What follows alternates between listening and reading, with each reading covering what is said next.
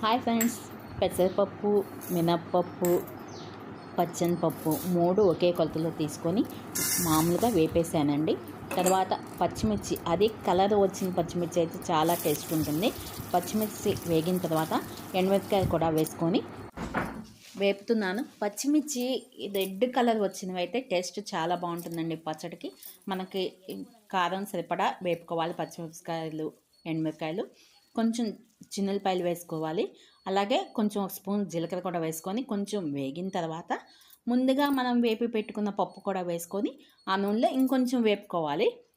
తర్వాత అవి వేగిన తర్వాత కొబ్బరి ముక్కలు చిన్నగా కట్ చేసి పెట్టుకొని అవి కూడా వేసుకొని వేపుకోవాలండి. దీనిలోనే కొంచెం చింతపండు కూడా కడిగేసి లోపల మధ్యలో పెట్టామనుకోండి, ఆ వేడికి మగ్గిపోతుంది. ఇప్పుడు చట్నీ వేసుకుంటే రెడీ అయిపోతుందండి. మనకు కావాలంటే తాళింపు వేసుకోవచ్చు, లేదా అలాగే తినేయచ్చు.